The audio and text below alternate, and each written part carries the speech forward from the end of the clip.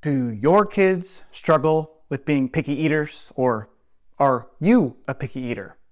I just finished an incredible book called Picky that immediately became one of my favorite books because it tells the story of how American kids were not always picky eaters, but how they became to be picky eaters. And it taught me a thing or two about why we struggle so much collectively to have good blood sugar and metabolic health. I'm going to dive into the book in a moment. My name is Cory, and I'm a pharmacist that helps people reduce their blood sugar and need less medications. All right, the book, Picky. Incredible premise. Did you know that American kids used to eat foods like pickled foods, fermented foods, even drink coffee?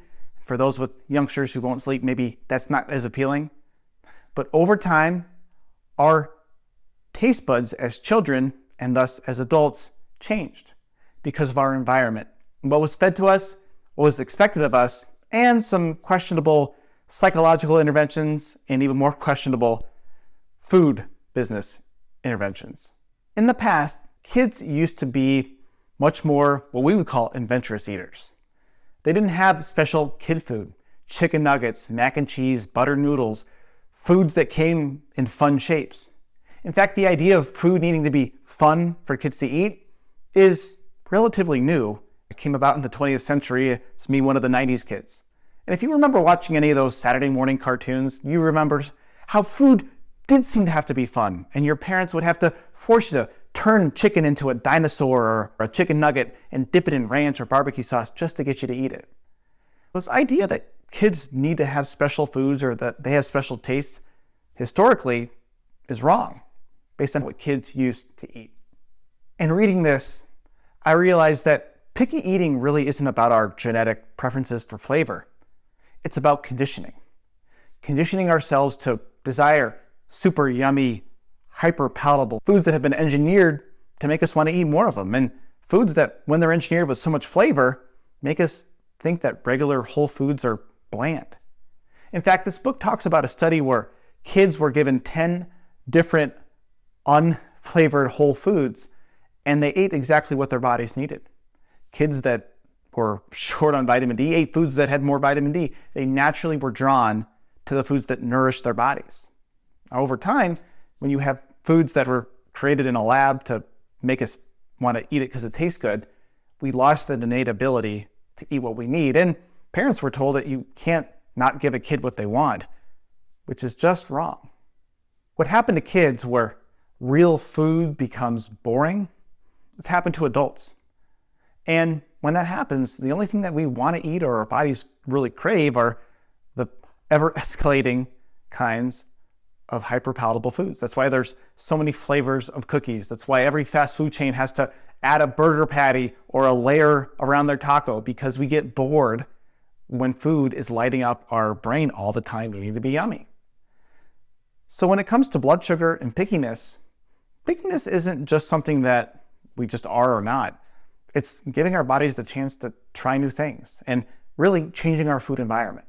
Now, is corporate America and big food going to change your food environment for you to improve your blood sugar? No. It comes from yourself and fixing what's at home. And here's the hope, is that our clients that we work with will tell us after working together for a number of weeks that soda tastes too sweet, chips are too salty, carrots and apples actually taste sweet.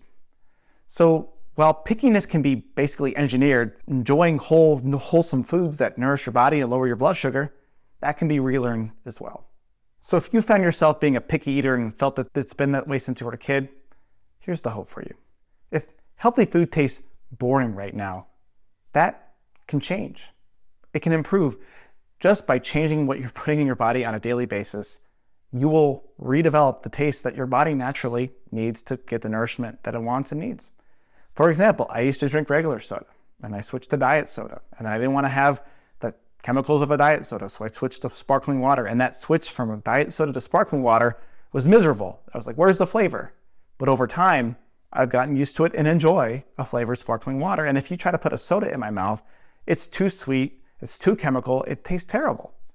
So the question becomes, would you rather be dependent on ever-escalating rewarding food that makes you sick, or making the effort to improve what your taste buds actually want and desire to eat food that nourishes you and improves your blood sugar. In short, if you or your kids are picky eaters, it's all been manufactured. You can change what you eat. You can change what your kids desire. It takes time. It takes effort. It takes retrying things over time. But in the end, you'll be healthier. Your kids will be healthier. And if you're trying to lower your blood sugar, it's going to be a lot easier too. Hope you learned something new. This book blew my mind. And if you want more information on how to lower your sugar and need less medication, subscribe to our channel. We also have a podcast, the Diabetes Remission Roadmap Podcast, where my co-host and I weekly give out information, inspiration, and hope to help you improve your blood sugar and lower the need for your medications. Subscribe, share, and we'll see you next time.